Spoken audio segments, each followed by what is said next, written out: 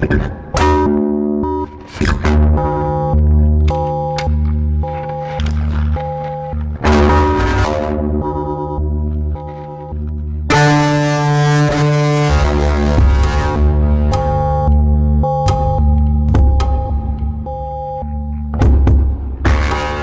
Culture, une émission proposée par l'association Maison de la Culture du Havre et présentée par Isabelle Royer.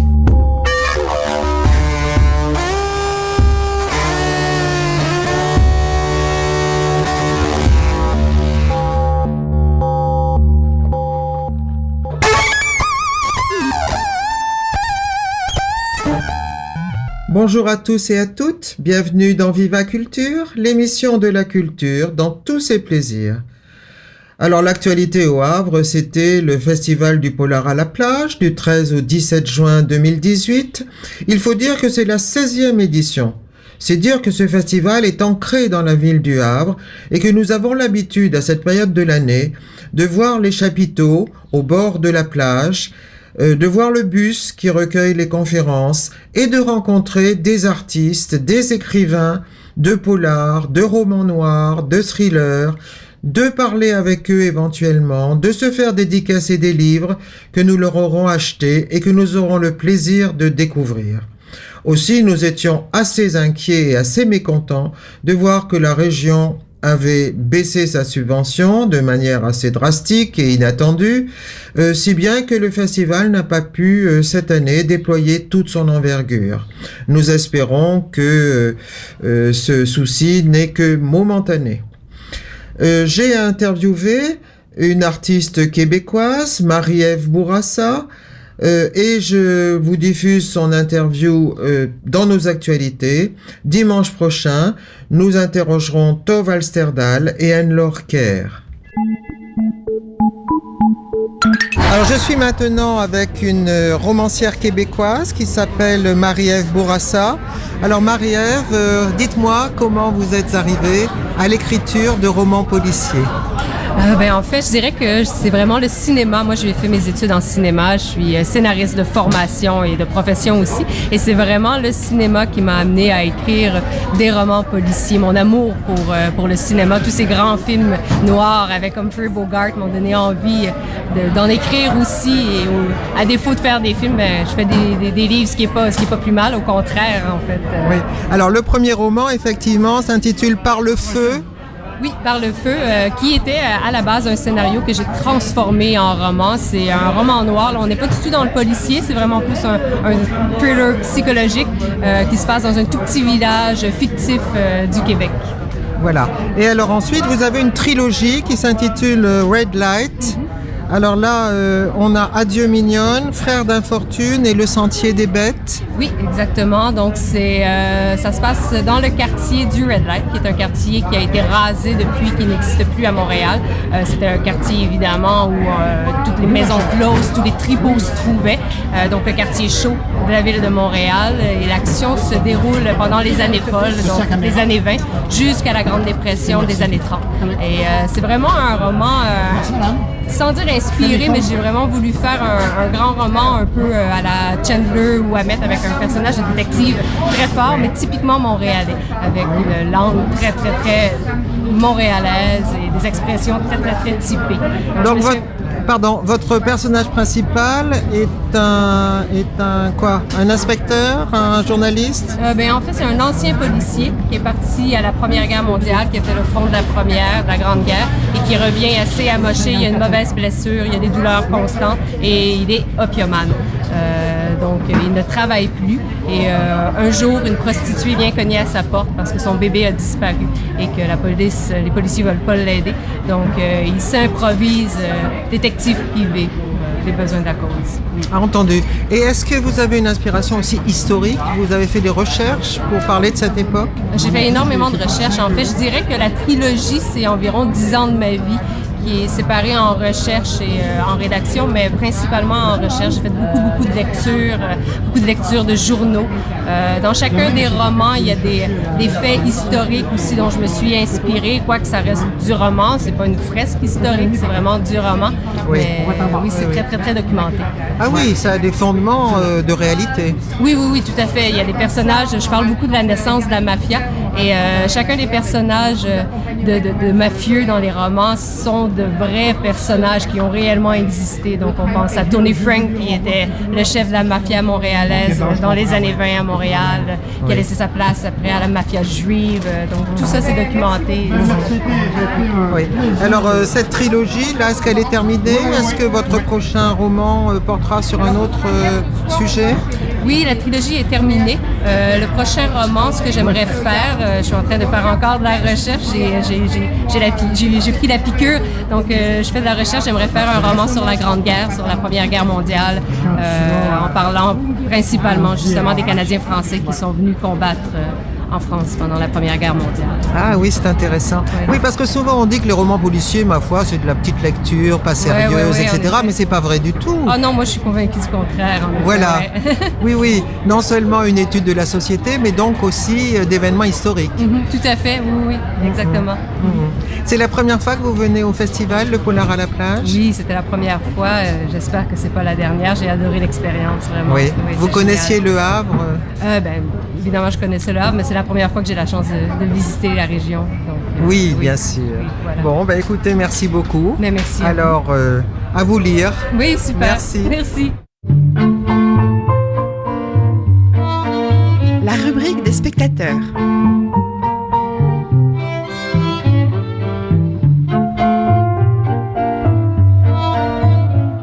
Bonjour et bienvenue dans la rubrique du 24 juin. Voilà, l'été est là, les vacances pointent le bout de leur nez pour les écoliers, les examens battent leur plein. Pour beaucoup, c'est la fin d'un parcours et l'annonce de grands changements. On entrera au collège, au lycée, à l'université si tout se passe bien. Et alors, on fera la fête. Cette période charnière, c'est aussi depuis des siècles celle du basculement de la lumière. Un événement astronomique qui se produit 2 fois par an, ce sont les solstices d'hiver et d'été.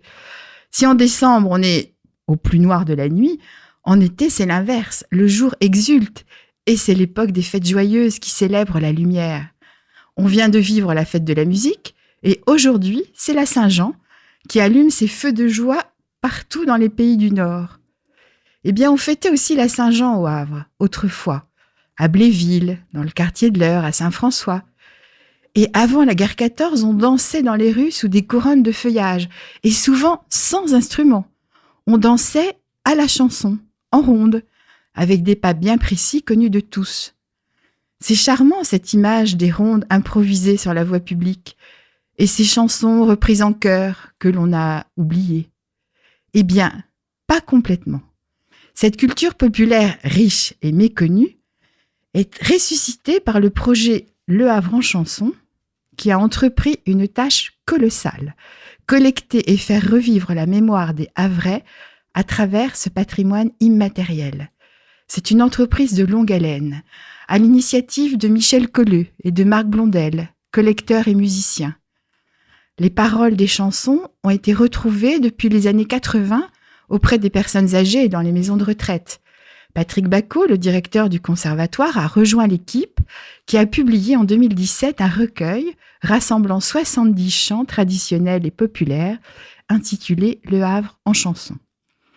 C'est la possibilité pour tous de se plonger dans l'histoire de la ville et dans son quotidien, celui des marins, des longs courriers, des ouvriers, des petits métiers. Et comme chaque chanson est accompagnée dans le livre d'un QR code à flasher avec son téléphone, on peut même écouter ces vieilles chansons et pourquoi pas les apprendre. On peut aussi les entendre en vrai, grâce aux manifestations programmées au Havre jusqu'au 16 septembre. C'est le grand concert du 9 juin qui a ouvert les réjouissances. Dans la salle Franklin, lieu emblématique de la vie ouvrière havraise, où a été reprise notamment la mémoire de Jules Durand, par les chanteurs et la chorale éphémère du conservatoire. Et vous pourrez retrouver ces chansons à votre guise cet été dans le livre, bien entendu, ou en participant aux visites enchantées, en compagnie d'un guide et d'un chanteur musicien pour une balade, un L, 2 L, voilà, les deux, entre Notre-Dame et Saint-François. Le prochain rendez-vous, c'est le 12 juillet. Il faut voir ça avec la Maison du Patrimoine. Et vous pouvez aussi aller chanter avec eux dans les ateliers du 11 juillet ou du 8 août en vous inscrivant toujours à la Maison du Patrimoine. Enfin, vous pourrez retrouver l'évocation de ce passé en chanson à travers l'exposition de ces passeurs de mémoire jusqu'au 30 septembre, en accès libre, toujours à la Maison du Patrimoine. Et alors là, devant la vieille affiche de la compagnie maritime Barbet et compagnie, vous rêverez sans doute en découvrant les destinations magiques qui étaient proposées alors au départ du Havre à jour fixe. On pouvait embarquer pour Santiago, Panama, Java, Sumatra, Pondichéry ou Valparaiso. Des départs pas toujours heureux, hélas. Et je pense à la fameuse chanson de Margaret écrite par Pierre Macorlan en 1951 pour Germaine Montero. La chanson mélancolique d'une fille perdue, embarquée au Havre pour Tampico, au Mexique, et qui, pour oublier sa triste vie dans les bars, se souvient avec nostalgie de son enfance à Saint-François, de son innocence perdue, de la ronde des gosses autour de l'église, de son premier baiser sur les chevaux de bois.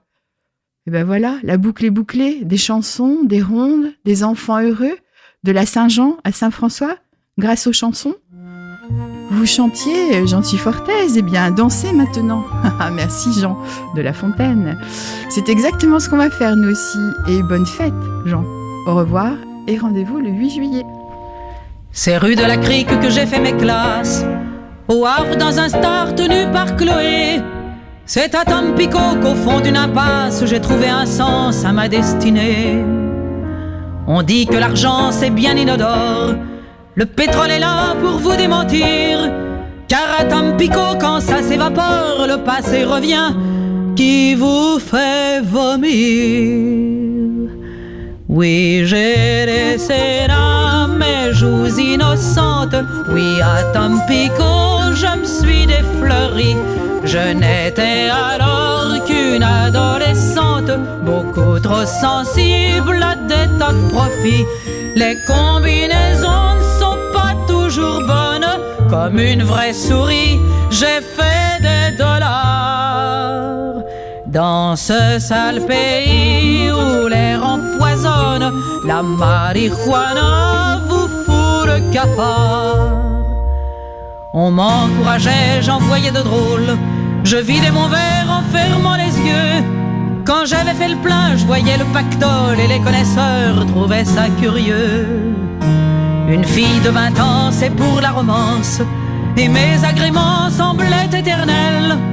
Mais par-ci par-là, quelques dissonances en ont mis un coup dans mon arc-en-ciel. C'est là que j'ai laissé derrière les bouteilles le très petit lot de mes petites vertus. Un damné matelot qui n'aimait que l'oseille m'en a tant fait voir que je me reconnais plus. Oui, il m'a fait voir le ciel du Mexique et m'a balancé par un beau printemps. Parmi les cactus dans le décor classique où le soleil vous tue comme à bout portant. Un coq changaillé un soir de folie a pris mon avenir de même qu'un cadeau. Il m'a dit petite, il faut qu'on se marie, tu seras la fleur d'un joli bistrot. De tels boniments démolissent une femme, je me voyais déjà derrière mon comptoir. Les flics de couleur me disaient madame, bref je gambergeais du matin au soir. Mon Dieu, ramenez-moi dans ma belle enfance, quartier Saint-François au bassin du roi. Mon Dieu, rendez-moi un peu d'innocence et l'odeur des quais quand il faisait froid. Faites-moi revoir les neiges exquises, la pluie sur Sanvic qui luit sur les toits, la ronde des gosses autour de l'église, mon premier baiser sur chevaux de bois.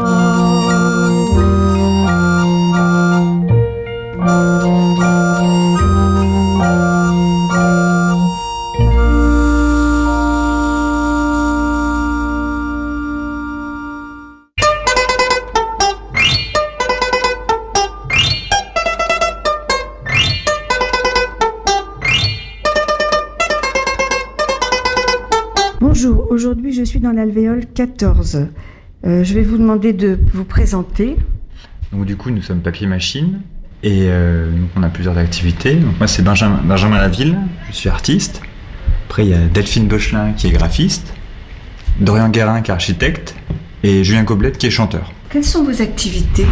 Du coup, moi, je travaille la vidéo principalement, avec des projections, des installations. J'ai une partie où je travaille dans des événements festifs. Je fais des visuels pour les événements, des choses comme ça. Delphine Beuchelin. Mes domaines d'activité sont liés aux images imprimées et à la scénographie, à l'installation scénographique. Et moi, je suis architecte, donc c'est des activités liées à l'architecture, mais plus orientées vers l'architecture éphémère, des installations que de l'architecture à proprement parler. Je suis un peu à cheval entre le champ de l'architecture et le champ de l'art au final.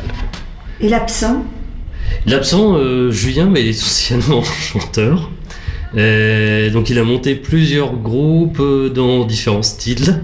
Plutôt boys band. Plutôt boys band, ouais. C'est plutôt dans un truc festif, de la musique légère. Bon. Entendu. Vos activités communes en tant qu'association ? L'association, en fait, c'est un lieu qui nous permet de nous rassembler et c'est un outil qu'on a créé pour pouvoir travailler ensemble sur des projets artistiques ou des projets de construction, des projets pédagogiques. Donc c'est vraiment un outil qu'on a créé dans cette optique-là, pour que chacun puisse l'utiliser en fonction des projets et pour qu'on puisse aussi évidemment travailler ensemble, parce que c'est ça qui nous plaît. Vous m'aviez parlé de la kermesse graphique. Est-ce que vous pouvez m'en dire plus ? Alors la kermesse graphique, c'est un événement qu'on a commencé à organiser en 2014. Donc là, cette année, c'était la 5e édition. C'est les partenaires de la saison graphique qui nous ont appelés pour nous demander justement par rapport aux expos qu'on avait déjà organisés. Ils nous ont demandé d'organiser un événement, participatif qui ferait participer le public et qui ferait pratiquer au sein du festival. Parce que jusqu'en 2014, il y avait essentiellement des expositions. Et là, l'idée, c'était de proposer un événement où le public pourrait pratiquer différents médiums, différentes techniques pour produire quelque chose et repartir avec quelque chose chez soi, qu'il a fait lui-même. Donc on est vraiment dans cette idée de pouvoir proposer des choses accessibles tout en ayant une exigence de qualité très importante. On fait toujours attention à avoir des ateliers qui sont accessibles en 5 minutes, qu'on peut réaliser très très rapidement, et d'autres qui sont plus longs, qui demandent plus de concentration. On essaye aussi d'avoir des ateliers dans lesquels on peut rentrer sans passer par l'artiste forcément, sans cette rencontre-là, parce qu'elle peut être impressionnante ou justement complexante. Donc il faut vraiment qu'il y ait plusieurs portes d'entrée pour pouvoir fabriquer. En fait, l'intérêt, c'est de fabriquer. Donc ça, c'est l'essence de la kermesse graphique. Et quels sont vos prochains événements ? Pour le moment, on a eu les locaux de l'association en janvier 2018. Donc, plus la kermesse qui s'est enchaînée, ça a fait quand même pas mal de choses à gérer en ce début d'année. Donc, on n'a pas encore échafaudé trop de plans sur la comète. Par contre, on a très envie d'ouvrir l'alvéole pour une porte ouverte en septembre ou à la rentrée pour présenter nos boulots et puis nos projets. Donc on va essayer de se concentrer là-dessus pendant l'été et puis on vous tiendra au courant. Vous m'avez dit aussi que vous avez trouvé l'alvéole complètement vide. Il a fallu que vous la montiez totalement. Oui, parce qu'en fait, elle était occupée par d'autres artistes avant, qui n'avaient pas du tout les mêmes activités que nous, donc ils l'avaient aménagée en fonction de leurs besoins. Et nous, on avait d'autres besoins, donc on la restructurait dans ce sens. On a construit une mezzanine, on a séparé des zones de travail entre guillemets propres, des zones de travail plus poussiéreux, et une zone qui reste une zone commune pour montrer nos boulots, pour peut-être permettre de montrer le boulot d'autres personnes aussi. Ça se met petit à petit en place parce que, en gros, ça change un peu tous les jours aussi. C'est un peu un travail qui se fait au jour le jour, ça se modifie. C'est un lieu vivant.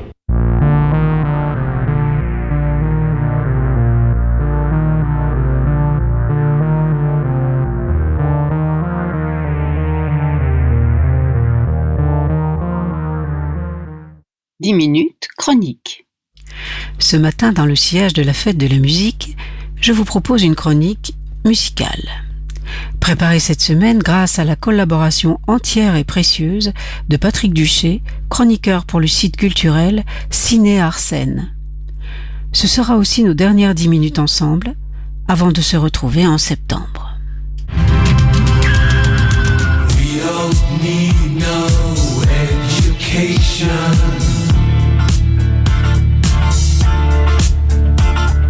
We don't need no thought control. No dark sarcasm in the classroom.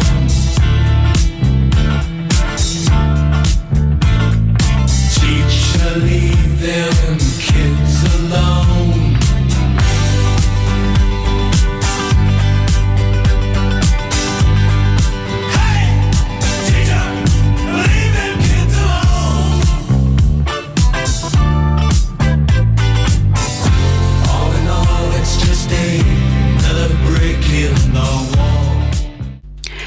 Roger Waters, le bassiste et chanteur de Pink Floyd, l'âme de ce fameux groupe anglais de 1967 à 1985, était en France pour 4 concerts-événements en mai et juin, respectivement à Lyon, à la Halle Tony Garnier, Nanterre 2 soirs à la gigantesque You Arena et Lille au stade Pierre-Mauroy.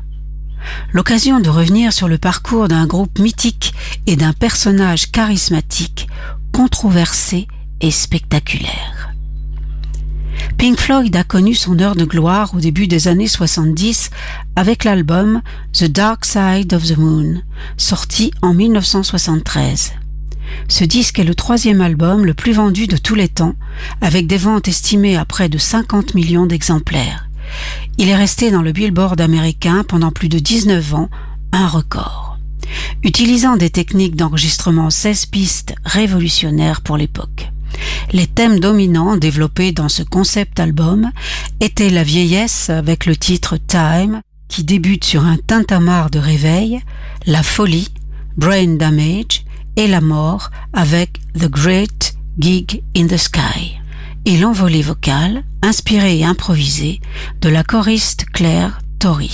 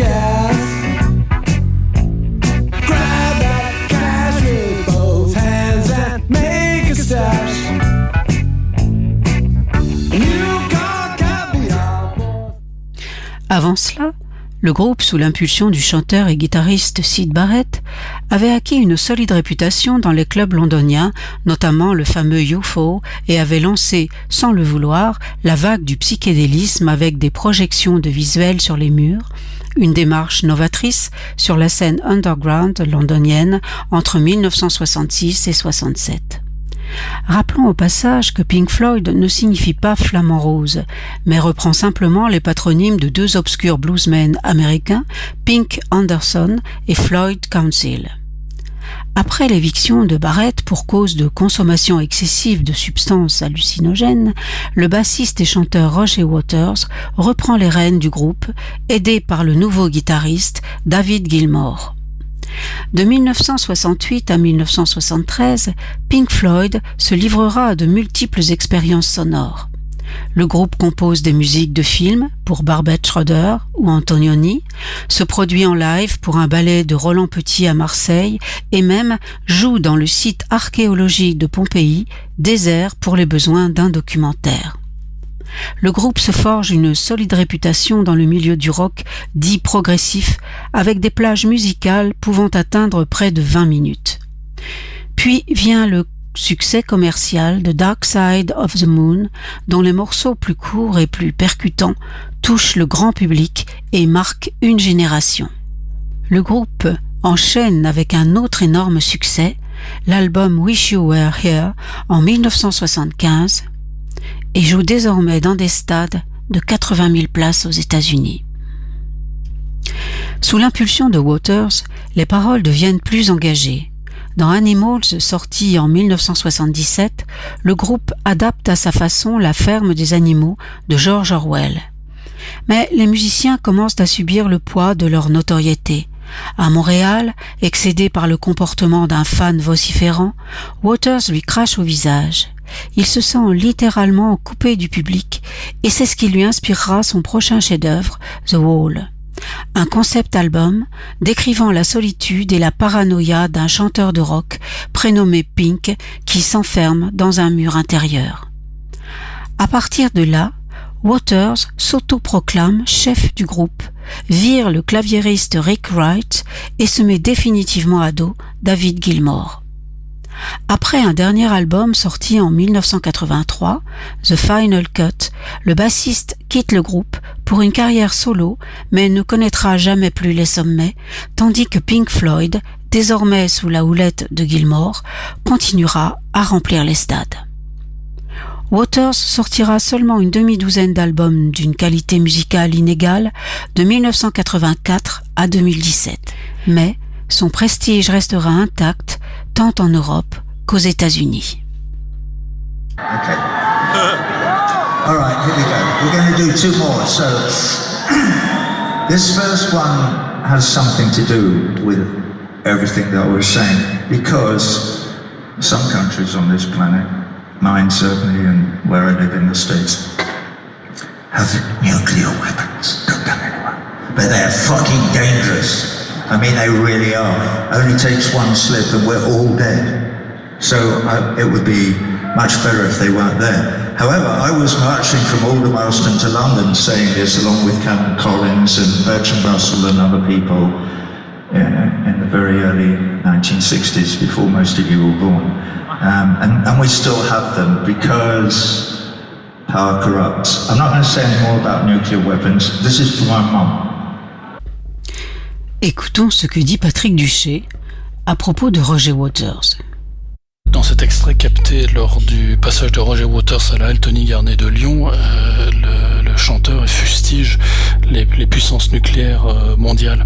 D'ailleurs, tout son spectacle est éminemment politique. Il fustige bien évidemment Trump.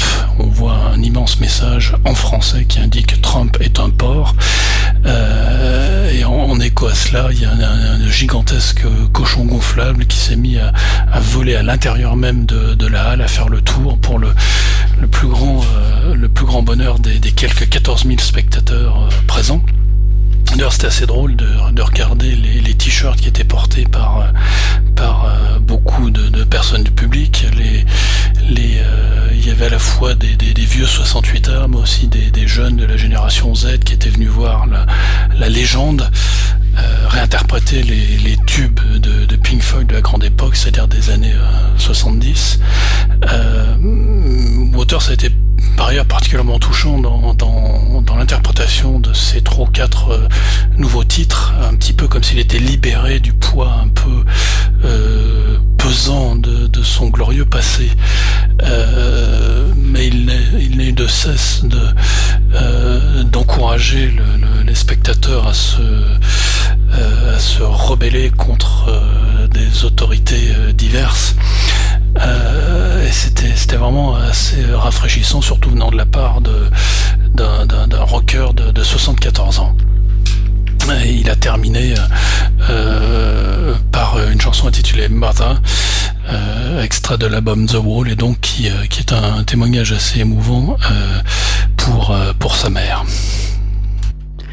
Merci chaleureusement à Patrick Duché, chroniqueur pour le site culturel Ciné Arsène, qui a eu la chance de voir le concert de Waters à la halle Tony Garnier de Lyon en mai dernier et à qui je dois cette chronique. Pour en savoir plus, obtenir tous les liens sur le sujet, rendez-vous sur le site de la MCH rubrique des spectateurs ou bien sur sa page Facebook. À bientôt, en septembre. Pour nos annonces, je voudrais vous signaler qu'il est peut-être temps de réserver vos places pour la saison prochaine. Alors pour le Volcan, vous savez que vous bénéficiez de tarifs réduits si vous êtes évidemment demandeur d'emploi ou étudiant ou bénéficiaire de minima sociaux. Vous savez aussi que si vous avez moins de 30 ans, il y a un nouveau tarif à 10 € qui est tout à fait intéressant. Et enfin, la toute première fois où vous avez envie d'aller au Volcan, vous ne paierez que 7 €.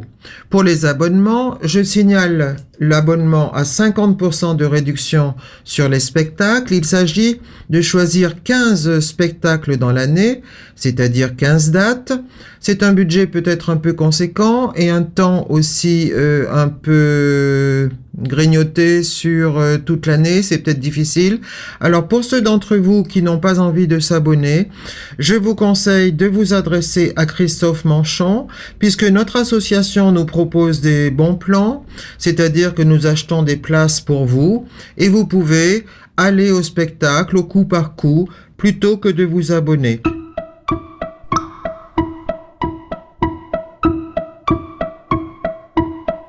Pour l'opéra. L'opéra Rouen, vous savez qu'on n'a pas d'opéra au Havre.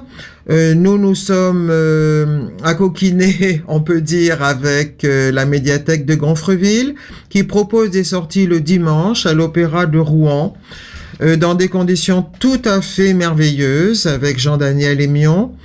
Il nous propose cette année 4 dimanches, c'est-à-dire Madame Butterfly de Puccini, Mademoiselle Nitouche de Florimond-Ranger d'Hervé, Le Contori de Rossini et Eugène Onegin de Tchaïkovski. Les inscriptions sont ouvertes jusqu'au vendredi 13 juillet.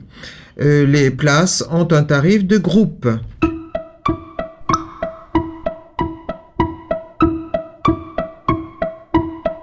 Je vous signale également le passage à Fécamp, qui est venu nous présenter à notre Assemblée Générale ses propositions. C'est surtout des propositions de théâtre d'objets, la découverte de la marionnette, qui n'est pas du tout réservée aux enfants, mais également aux adultes. Alors, elle a fait la publicité pour 5 spectacles. Vous savez que Fécamp n'est pas loin du tout. Les spectacles sont à 8 € et avec du covoiturage, c'est tout à fait possible, envisageable et tout à fait agréable même. Voici donc les propositions d'Hélène Emery pour le passage à Fécamp. Il s'agit de spectacles en novembre, hashtag humain et objet surprise numéro 7. En janvier, elle nous propose les géométries du dialogue. En février, Meet Fred. Et en mars, Pour une fois que tu es beau. Pour réserver vos places pour Fécamp, adressons-nous aussi à Christophe Manchon.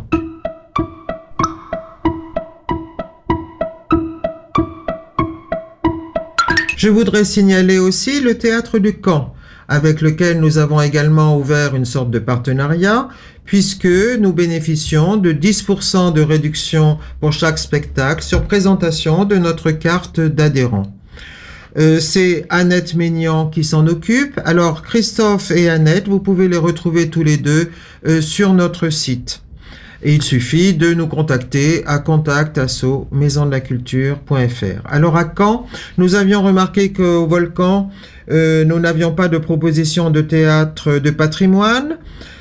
Caen nous en propose, il s'agit des Fourberies de Scapin de Molière, avec Denis Podalides, Le Triomphe de l'amour de Marivaux, de même avec Denis Podalides, et un Sénèque, Thieste, par Thomas Joly. Je signale aussi Un instant, d'après À la recherche du temps perdu, de Marcel Proust, et Le dernier métro, de Grunberg.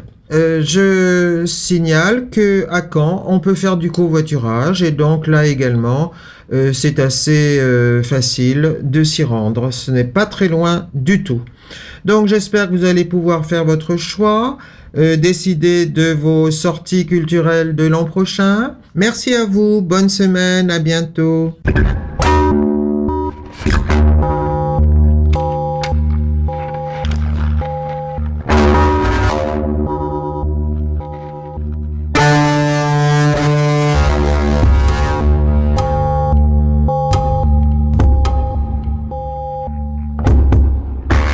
Viva Culture, une émission proposée par l'association Maison de la Culture du Havre et présentée par Isabelle Royer.